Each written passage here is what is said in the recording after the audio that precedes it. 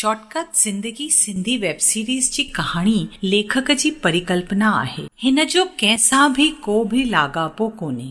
जे हिन कहाणीअ जा किरदार कंहिं भी जीअरे या मुअल माण्हूअ सां मेल खाइनि था त इहो सिर्फ़ ऐं सिर्फ़ संजोग थींदो।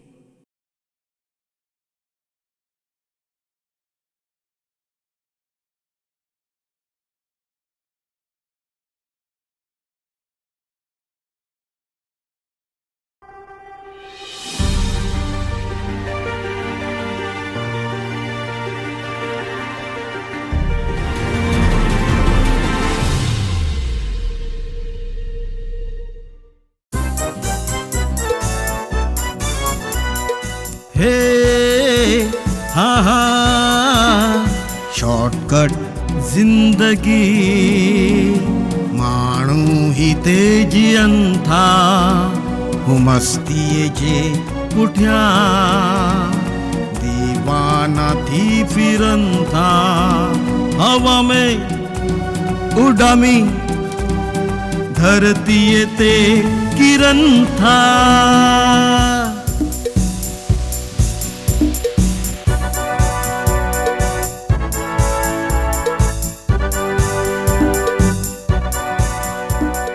शॉर्टकट जिंदगी माण्हू ही तेजियनि था शॉर्टकट जिंदगी शॉर्टकट जिंदगी।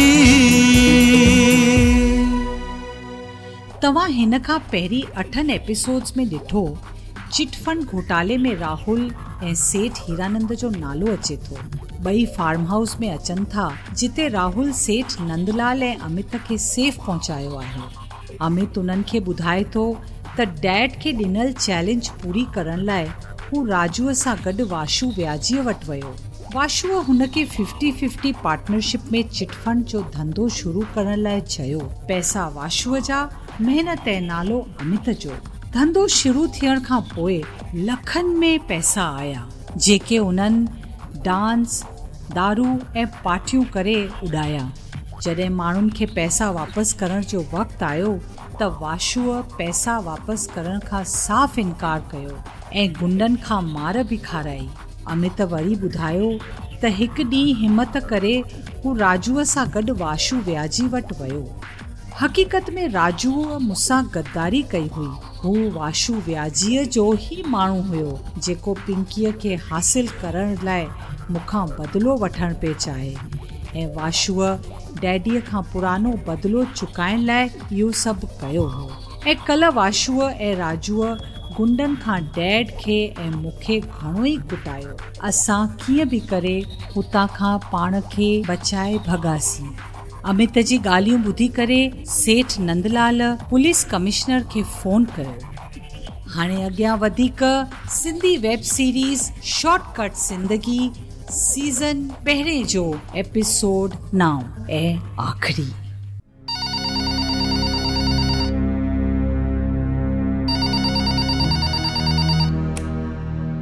Hello hello commissioner of police mister Kumar Malani.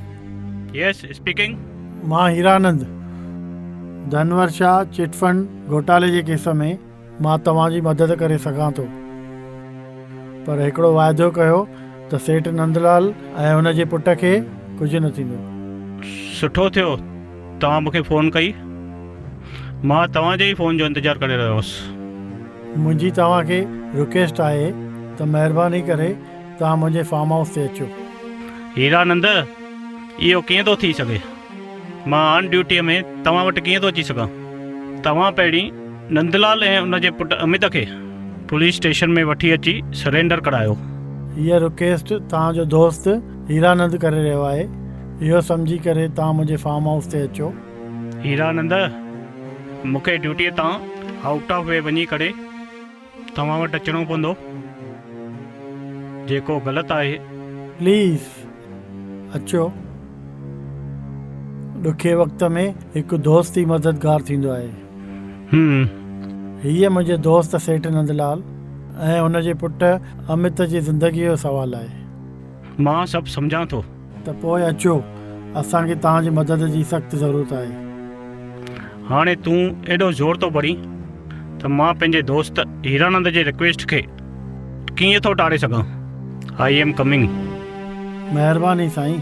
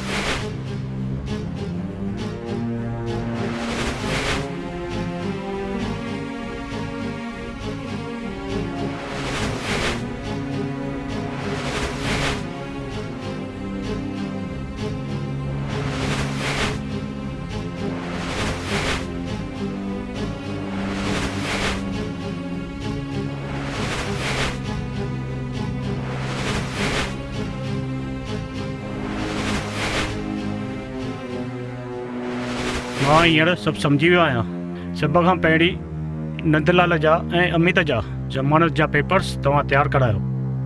उन खां पोइ तकिड़ो प्रेस कॉन्फ्रेंस घुरायो। बाक़ी जेको आहे वाशूअ जी ऐं राजूअ जी मां पाण ई बारात कढंदुमि। ठीकु आहे, पोइ जीअं तव्हां चओ। कॉन्फ्रेंस खां पहिरीं हिननि ॿिन्ही खे मूंसां गॾु पुलिस स्टेशन हलणो पवंदो। उते हिननि ॿिन्ही खां स्टेटमेंट वरिती वेंदी ऐं हिननि जी स्टेटमेंट जे आधार ते वाशूअ जे ख़िलाफ़ कंप्लेंट दाख़िल थींदी। हा हा ठीकु आहे। ऐं हा हीरानंद, हिन केस में तव्हांजो बि नालो आहे। तव्हांखे बि फॉर्मेलिटी पूरी करणी पवंदी। हा हा, मां बि तव्हां सां गॾु हलंदुमि, पर प्रेस कॉन्फ्रेंस में तव्हांजो हुअण बि ज़रूरी आहे। दोस्तीअ ख़ातिर तव्हां इहो कमु कयो। दोस्त लाइ एतिरो त कंदुमि, पर कानूनी कार्रवाई बि ज़रूरी आहे। हा पोइ ठीकु आहे, जीअं तव्हां चओ। त पोइ हलूं? हा हा हलो। हिकु मिंट।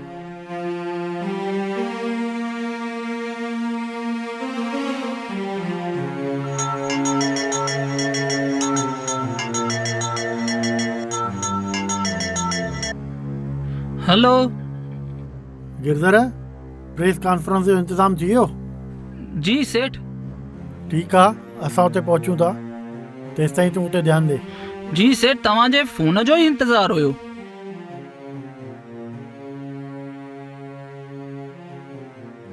हिकु मिंट हिकु मिंट।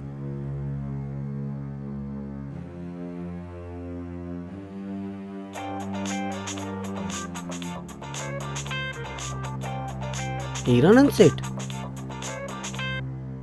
जी हीरानंद सेठ। ज़मानती पेपर तयारु थी विया?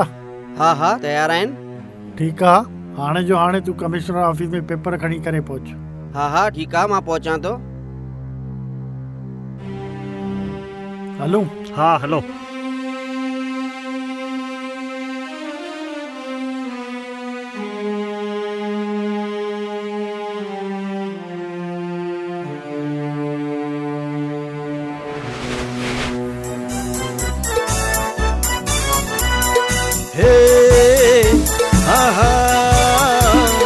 शॉर्टकट जिंदगी माण्हू ही ते जीअनि था मस्तीअ जे पुठियां दीवाना थी फिरनि था हवा में उॾामी धरतीअ ते किरनि था।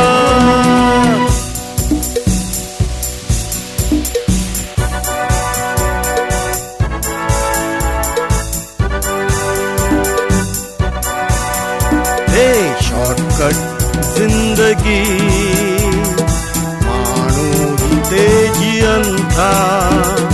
शॉर्टकट जिंदगी, शॉर्टकट जिंदगी। अमित, तूं टेंशन न खण। मूंखे ख़बर आहे तूं बेकसूर आहीं। मां तोसां गॾु आहियां। सभु ठीकु थी वेंदो। मां नंदलाल नंदलाल एंड सन्स कंपनीअ जो मालिक। मां तव्हांखे ॿुधाइण चाहियां थो धनवर्षा चिट फंड में जेको घोटालो थियो आहे उन में मुंहिंजो या मुंहिंजे पुट जो कोई बि हथु कोन्हे। किन बदमाशनि मुंहिंजे पुट खे बहकाए करे उन जो ग़लति इस्तेमालु कयो।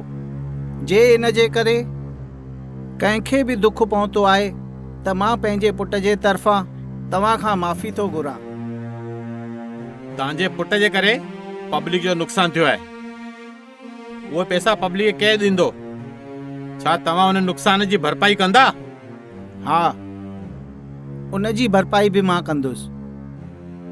पर तव्हां त दिवालिया घोषित थी चुका आहियो, त भरपाई कीअं कंदा? पब्लिक खां बचण जो इहो तव्हांजो कोई स्टंट न आहे? नंदलाल एंड सन्स दिवालिया कोन थियो आहे।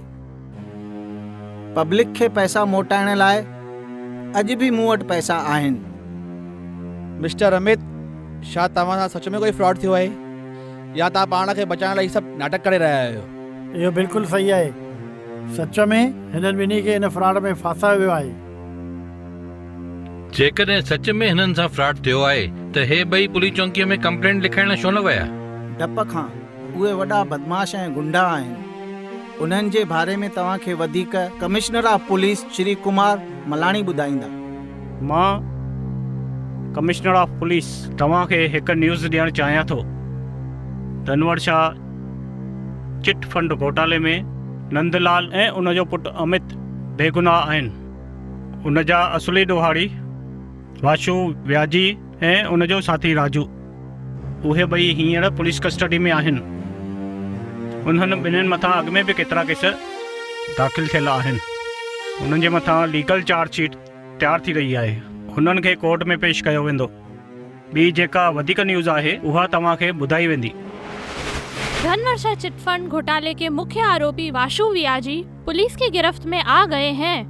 पब्लिक से 400 BC जबरन पैसा वसूली और पुरानी रंजिश का बदला लेने के आरोप में उन्हें 3 साल की कड़ी सजा और 1 लाख रुपए जुर्माने की सजा सुनाई गई है।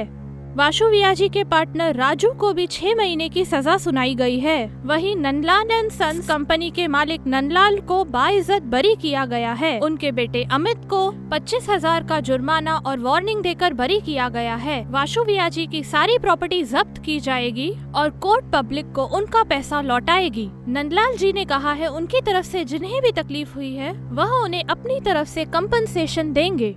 एक और ब्रेकिंग न्यूज।